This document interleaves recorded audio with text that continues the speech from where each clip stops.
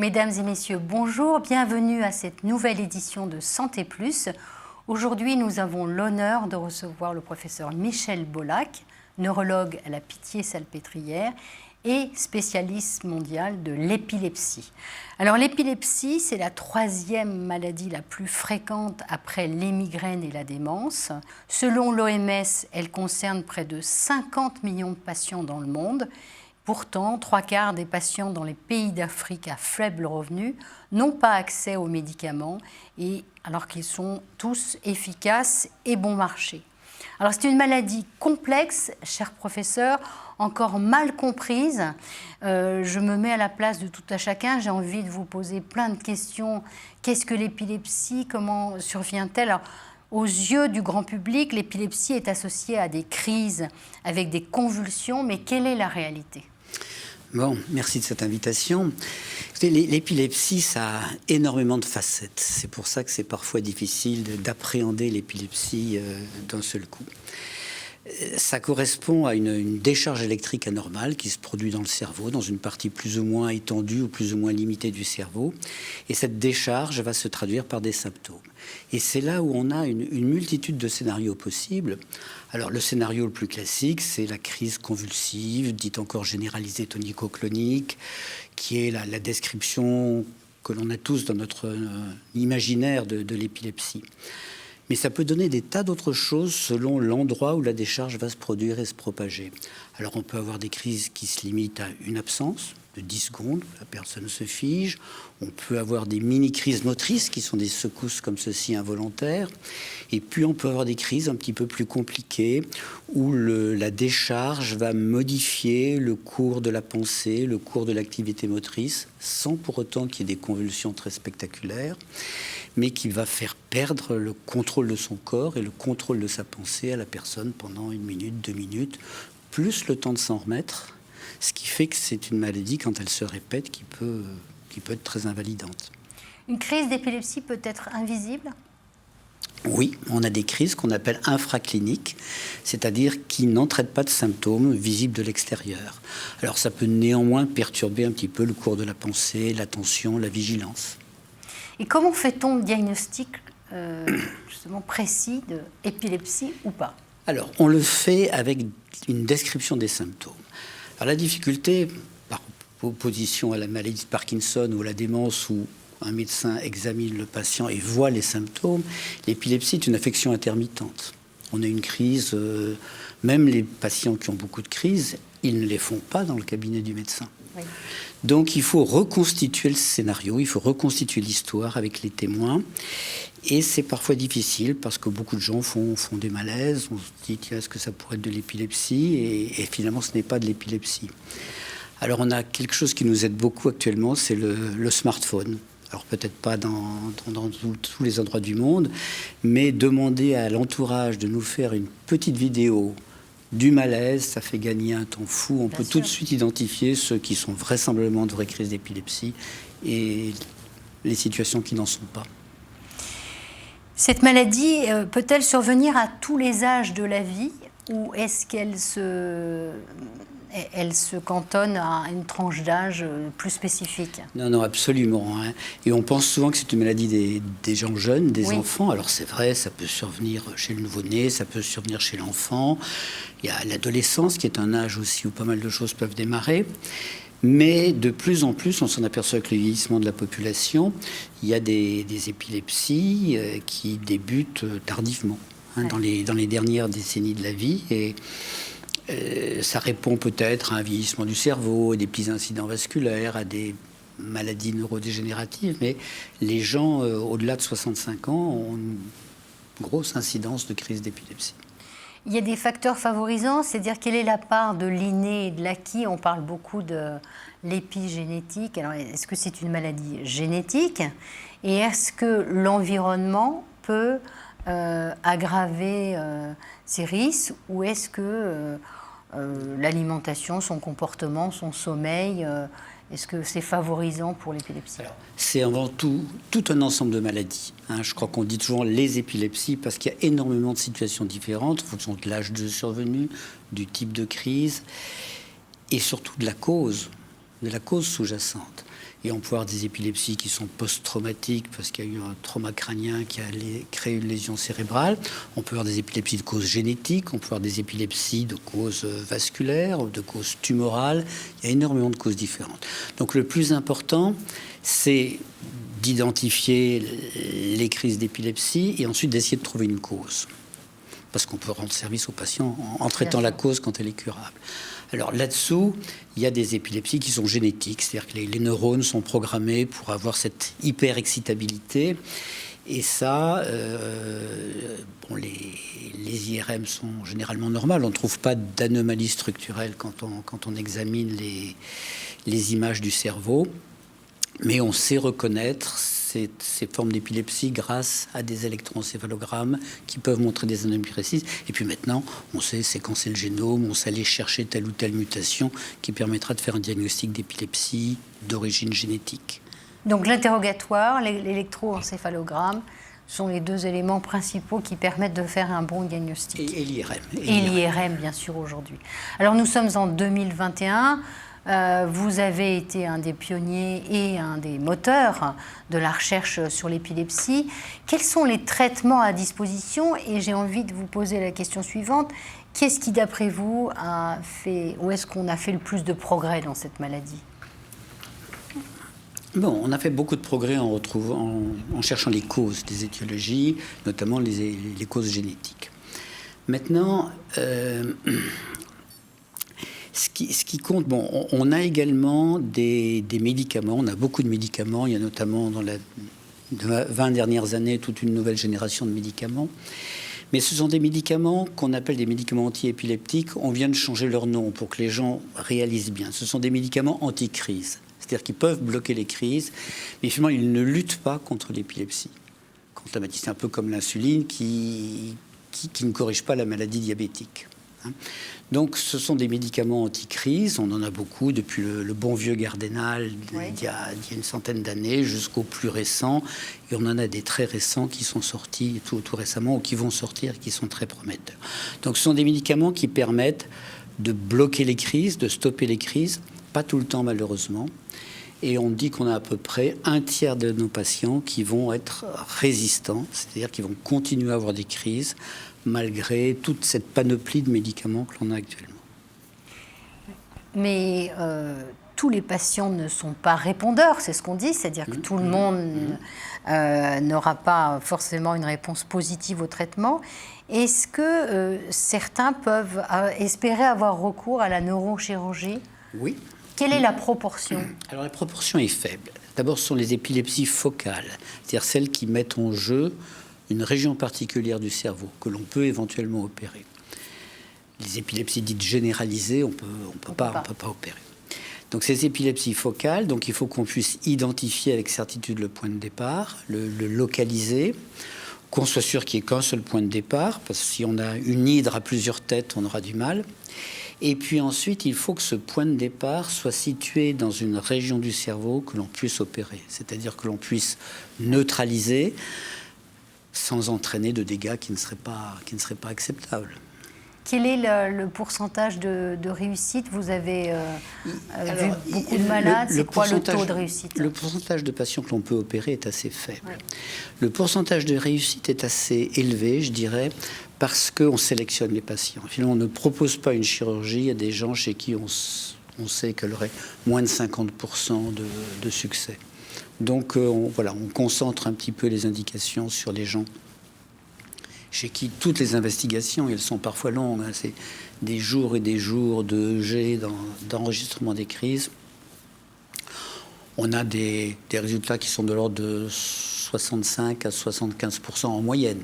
C'est-à-dire qu'il y a des gens qui on peut dire, vous, votre forme d'épilepsie, il y a 95 chances sur 100 qu'elle soit guérie par ce geste chirurgical. Mais d'autres, c'est moins. Oui. Et quel est le pourcentage de malades qui accèdent à la neurochirurgie, à qui vous proposez la neurochirurgie? Prenons la Pitié-Salpêtrière. Vous voyez combien de patients par an à la Pitié? On en voit des milliers. Alors nous, on envoie, c'est-à-dire que comme on est un centre dit tertiaire, on nous envoie des patients compliqués. Donc on a à la fois beaucoup de candidats à la chirurgie, à la fois des gens qui malheureusement ne le sont pas parce qu'ils sont trop compliqués. Alors, le pourcentage est extrêmement faible à l'arrivée des gens à qui on pourra réellement proposer une intervention. En France, je dis à l'échelon de la France, on doit opérer quelques milliers de patients par an, même pas. Vous avez parlé des progrès dans les traitements à disposition et de ceux qui vont arriver. En quoi sont-ils innovants et sont-ils mieux tolérés? Qu'est-ce qui a changé dans les 20 dernières années depuis le Gardénal? Et ce sont des produits qui ne sont pas forcément très faciles à manier, je crois. Alors oui, tout le monde a peur des effets secondaires. Les gens à qui on propose un traitement, tout de suite, ils sont un petit peu terrorisés à l'idée des effets secondaires, alors que maintenant, on a toute une génération de médicaments qui sont beaucoup plus faciles, c'est-à-dire qui sont beaucoup mieux tolérés. On a plus de choix, donc on peut mieux, et c'est ça aussi le maître mot actuellement, c'est adapter le médicament. Il faut faire un couplage entre le patient, sa forme d'épilepsie, et puis tous les médicaments qu'on a pour trouver celui qui est le plus adapté. Et puis il y a un énorme progrès aussi, c'est qu'on a des médicaments qui n'ont pas de potentiel tératogène, qu'on peut donner à une jeune femme ou une femme chez qui il pourrait y avoir une grossesse pour éviter des catastrophes qui se sont passées avec le valproate. Ouais.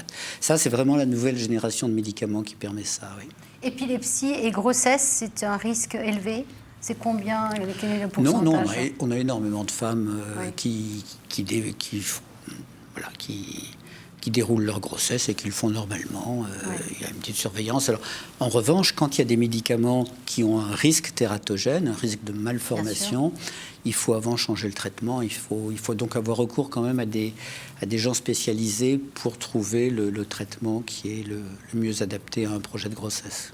Alors, je voudrais revenir, vous avez parlé de la difficulté de faire ce diagnostic. Je voudrais qu'on aborde justement cette idée du smartphone et de pouvoir déceler cette crise qui ne survient pas dans le cabinet médical, comme vous l'avez rappelé.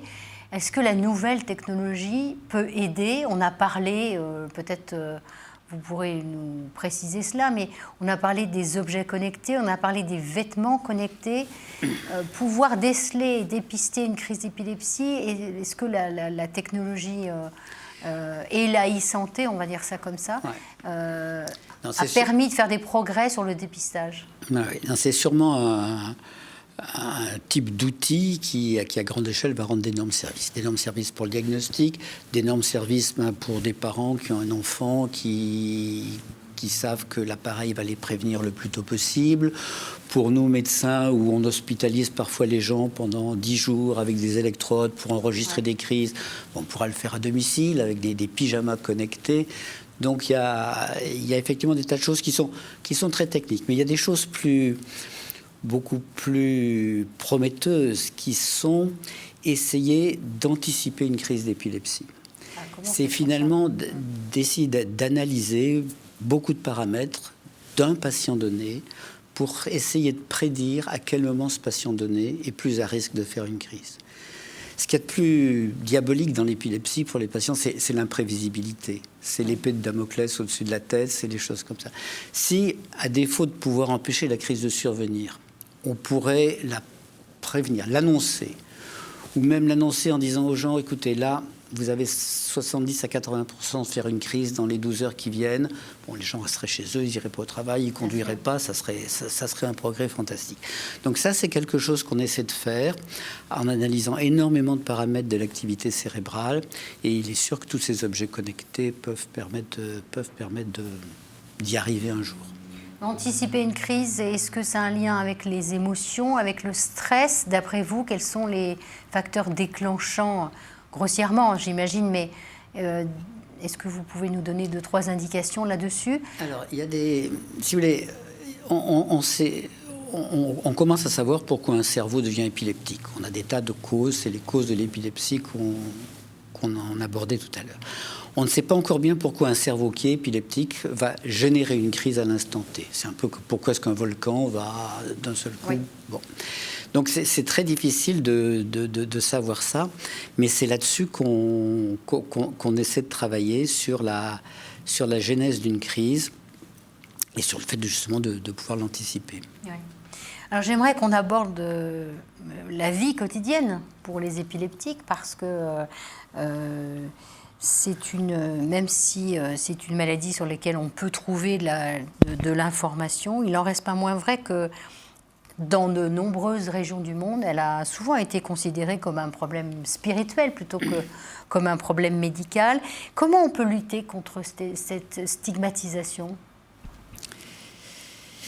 Il y a plusieurs niveaux où on peut agir. Voilà, parler de l'épilepsie, avoir une journée où on peut en parler. Je crois qu'il y a des gens qui essaient de faire ça, les Canadiens, qui font ça à l'école. Et finalement, l'école est un endroit où on voit des crises d'épilepsie, où des enfants vont voir un de leurs copains faire une crise d'épilepsie. Alors c'est là où il faut justement avoir de la pédagogie, savoir expliquer, plutôt que de tout masquer, de tout camoufler, de dire non, c'est une crise d'épilepsie, c'est pas grave, ça peut survenir, on va le traiter, il est comme les autres. C'est une façon de le faire. Alors ça va pas, bien sûr, d'un seul coup effacer des siècles et des siècles de croyances et d'obscurantisme, mais bon, c'est une des façons, il y en a d'autres. C'est pas une maladie contagieuse. Non, non, il n'y a pas d'épidémie. Encore une fois, au Japon, il y avait eu un dimanche matin, une série d'enfants qui avaient fait des crises d'épilepsie. Et ils étaient tous devant la télé, en train de regarder ces dessins animés japonais très contrastés, très, très lumineux. Et les gens c'était les Pokémon. Et les gens avaient dit, regardez, les Pokémon entraînent des crises d'épilepsie. Oui, bien sûr. Et en fait, ces enfants ont été examinés. Enfin, les contrastes lumineux n'ont fait que révéler quelque chose qui était sous-jacent. Ça n'a pas créé l'épilepsie, mais ça a été le révélateur. Et ça rejoint ce que vous disiez sur est-ce qu'il y a des facteurs provoquants, facilitants. Quelqu'un qui a une épilepsie, le manque de sommeil est quelque chose de très facilitateur de crise. Oui. Les excès d'alcool ou de choses comme ça. Parfois les émotions. Seulement parfois, oui. Ouais. Le manque de sommeil est vraiment ce qu'il y a de plus caractéristique. Et quand on veut détecter des anomalies épileptiques en faisant l'électroencéphalogramme, justement, on demande aux gens de ne pas dormir parce qu'on sait que c'est ça qui va faire apparaître les petites décharges épileptiques. Donc il faut vraiment... C'est pas un conseil de bonne femme, dormez bien, mangez bien. C'est vraiment le sommeil. S'il n'en a pas assez, il abaisse le seuil épileptogène. Alors, on a parlé des écrans et j'ai envie que vous me disiez quelques mots sur l'épilepsie chez les enfants. D'abord, comment se traduit cette épilepsie chez les jeunes enfants ? Et est-ce que les écrans sont un facteur favorisant ? Est-ce qu'il y a des travaux là-dessus ? Oui. Depuis longtemps, on sait que certaines formes d'épilepsie sont photosensibles. C'est-à-dire que des stimulations lumineuses, chez tout le monde, ça crée des décharges au niveau du lobe occipital, qui est l'endroit où les informations visuelles convergent. Et donc, ce lobe occipital peut réagir en envoyant des décharges. On appelle ça une réponse photoparoxystique que l'on a tous à certaines stimulations. Mais parfois, cette décharge photoparoxystique est beaucoup plus ample et peut entraîner une crise d'épilepsie. Donc, oui, certaines formes d'épilepsie, mais le test sur les électroencéphalogrammes, sont photosensibles et à ce moment-là, il faut prendre des précautions. Mais c'est souvent considéré par excès. D'accord. Et quand un enfant a une épilepsie, on dit surtout pas de télé, surtout pas de jeux vidéo, surtout pas de choses comme ça, mais c'est une généralisation qui n'a pas lieu d'être. Il faut analyser la forme d'épilepsie, voir si elle est photosensible et à ce moment-là, oui, prendre des précautions. Ce que vous nous dites, c'est qu'il vaut mieux quand même que les enfants aient un bon sommeil parce que... Alors, vous avez tout à fait raison. Et ce que je dis aux parents, c'est que les jeux vidéo, les tablettes, tout ça, sont pas tellement dangereuses par l'écran, mais par le fait qu'ils font ça la nuit et qu'ils ne dorment pas. C'est ça, c'est ce que j'allais dire, parce qu'ils sont exposés à une lumière souvent sous le drap. Puisque nous sommes face à des téléspectateurs qui n'ont pas forcément accès au diagnostic et au traitement, j'aimerais bien qu'on passe quelques minutes à ce que vous puissiez nous expliquer à quoi ça ressemble une crise d'épilepsie et qu'est-ce que chacun de nous peut apporter à une personne qui fait une crise d'épilepsie, là, maintenant. Quels sont les conseils pratiques qu'on peut donner pour ne pas paniquer et pour pouvoir aider de manière efficace? Bon, donc là aussi, c'est pas très facile parce qu'une crise d'épilepsie, c'est par surprise. Oui. Étymologiquement, ça... Et je crois qu'en Afrique, dans certains pays, on l'appelle la maladie de l'homme qui tombe. Oui. Hein. Donc c'est pas très facile d'empêcher la personne de tomber. Mais enfin, des parents qui connaissent bien leur enfant parfois peuvent détecter les prémices et donc se précipiter pour empêcher la personne de tomber. Une fois que la personne est au sol, là je parle des crises convulsives, des crises qui ont des manifestations motrices, eh bien on ne peut pas faire grand-chose pendant la phase de convulsion parce que c'est violent, ça ne sert surtout à rien de mettre les doigts dans la bouche, il faut protéger la personne pour qu'elle ne se cogne pas, attendre la fin des convulsions et à ce moment-là, le mettre en position latérale de sécurité, dégager la bouche pour pas qu'il y ait de salive et de choses comme ça. Et puis l'assister un petit peu, le stimuler dans sa phase de récupération, de reprise de la conscience. Et ça, c'est important. Et c'est là où on voit que les crises d'épilepsie en milieu familial ou en milieu de couple et les crises d'épilepsie quand on est tout seul, c'est pas tout à fait la même chose. Et le fait d'être tout de suite pris en charge, stimulé, c'est quelque chose qui permet au cerveau de faire son reset plus rapidement. Bien sûr, stimuler, ça veut dire parler à la personne, lui poser des questions et voilà, le stimuler pour qu'il revienne vers la réalité. Ok. J'ai envie de vous poser une question dans le cadre de la journée internationale de l'épilepsie qui est donc le 8 février. Vous avez une grande expérience. L'accompagnement des malades, des familles, que ce soit chez les enfants, chez les adultes ou chez les personnes âgées, c'est quelque chose d'important. Quelles sont les associations auxquelles vous avez participé? Que font-elles? Et d'après vous, que manque-t-il aujourd'hui? Si vous aviez une baguette magique, qu'est-ce que vous feriez? Donc il y a effectivement des associations. Il y a la Ligue française contre l'épilepsie, qui est une branche de la Ligue internationale, dont je me suis beaucoup occupé. Il y a des fondations, la Fondation pour la recherche sur l'épilepsie en France, et puis il y a toutes les associations de patients, France Épilepsie. Donc c'est des entités qui peuvent être extrêmement utiles quand on a des questions pratiques sur le permis de conduire, sur tel ou tel métier, sur les choses comme ça. Maintenant, la baguette magique, je pense que le plus important serait que chaque patient épileptique, ou possiblement épileptique, puisse avoir un avis extrêmement compétent de gens qui connaissent bien l'épilepsie et qui permettrait d'affiner le diagnostic. Il y a encore beaucoup de gens qui ont un faux diagnostic d'épilepsie, souvent par excès, parfois par défaut. Et puis qu'on puisse adapter, individualiser le traitement. Et c'est un peu ça le maître mot, c'est individualiser le traitement à un patient donné. Et pour faire ça, il faut du moyen, il faut des épileptologistes, il faut... Oui. Voilà. C'est simple, je ne fais pas appel à des techniques futuristes. C'est du transfert de compétences, en fait. Accéder à un professionnel compétent. Absolument. Aujourd'hui, vous pensez que trop peu d'étudiants en médecine se dirigent vers cette pathologie, ou c'est parce qu'il y a pas assez de neurologues qui sont mal répartis? Donc, c'est-à-dire que on ne se dirige pas vers l'épilepsie, sauf cas très particuliers. Donc on se dirige vers la neurologie, vers la neurochirurgie, vers la neurophysiologie, et là on peut acquérir une compétence en épileptologie. Et c'est prendre en charge une femme qui a un projet de grossesse, qui a un traitement antiépileptique, c'est pas si simple. Ça demande vraiment des gens qui connaissent les médicaments, qui connaissent les maladies, qui savent ce que l'on peut utiliser, qui savent ce qui pourrait être dangereux. Rien que ce service-là serait extrêmement important au niveau français, au niveau européen, au niveau mondial. Ouais. Donc davantage se centrer sur une approche personnalisée qui tienne compte de l'environnement de l'individu. Merci Michel Bollac, nous arrivons à la fin de cette émission.